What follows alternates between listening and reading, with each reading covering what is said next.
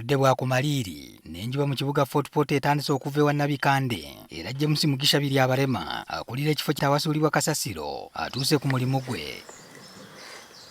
Ono atandika na kuwabiragira abamu ku bakozi abaatuuse edda ku ngeri y'okulondoba mu kasasiro eyatuusiddwa ekiro era nga kano kalinga kalombolombo ku mulimu gwabwe.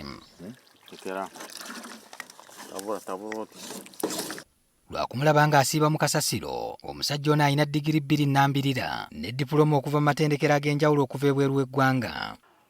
Nagenda ku Russia 1997 ninsoma environmental engineering. 1997 myaka ena ninsomayo degree ya environmental engineering. Ninko genda India ningamba kanyongereko degree endala ya agriculture.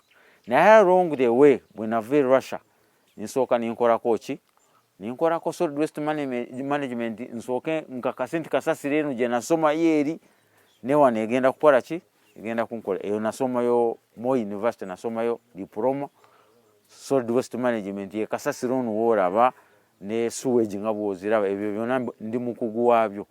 Mugisha nga mu Fort Portal muzibuzi kubanga ono nzaalwa mu district y'Entungamo kasasiro gwasula alowooza era gwakeera alowooza. Azaakola okunoonyereza ku nsonga za kasasiro. Kasasiro afunira ddala kiralu.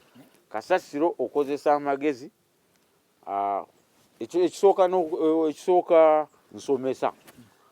Osomesa abantu kasasiro emigaso giri mu kasasiro n'oba osobola okuganyulwamu. Nze someseza bwere buli wenkwatako kumusomesa akwata bukwasi mu nsaku. Musajja alina ne famire erya ku mulimu guno okuli n'abaana bana balambirira. Ande n'abawala abalungi abasatu. Babiri bamaze diguri, owokusatu ali mu university, asembayo muto ye mulenzi. Mugisha atubuulidde nti abakozi balina engeri gye bakolamu emirimu gyabwe nga bagoberera olukangagalo yabakolera okubakuuma nga kasasiro ono takosa bulamu bwabwe ate n'ekifo okuba ekiyonjo. Omuntu bw'oba ogenda muwandiika ku mulimu wano kyensookerako immunization against tetanus. Kanso erina amalwaliro ageyina gaayo. Ningenda mu ddwaliro same clinics ninzijayo eddagala lya deworming. You do every 3 months olina okuba deworming.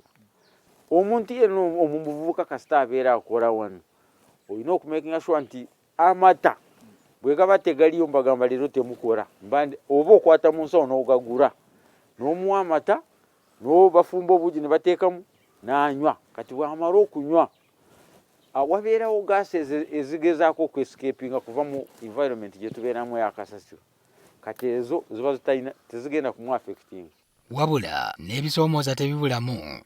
Kati waliwo ng'ekyetugambye nti okwata obusa bw'ente n'otabulamu amazzi n'obuyiwa kasasiro omupya we baakaleeta endakiika 3 tekuli nswehera ate n'ekivundu tokiwulira.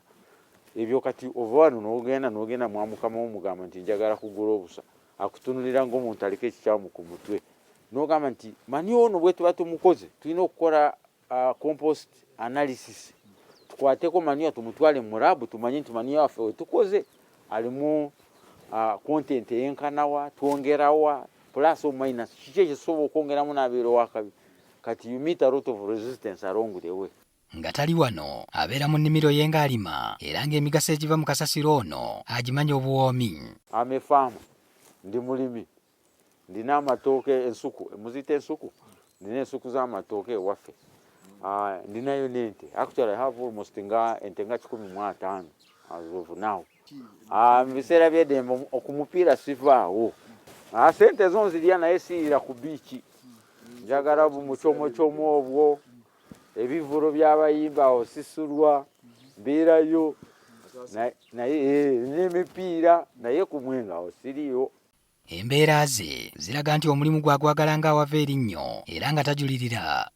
Kimuluma nti omugigi omuto tegunnategeera birungi nfofoola ebiri mu kasasiro. Kakati abantu abasinga va ku bavubuka n'abantu abakulu mwakyazi mu kasasiro walimu potential n'akasente nga bwe kali tebaagala amanye nti bw'ogenda mu kasasiro oba osulwadde.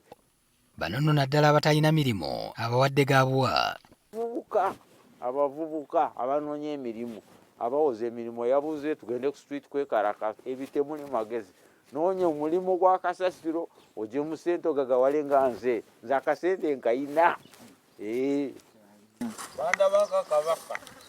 Yenfunayo mbatembera butemezi nimugambulu wajamu.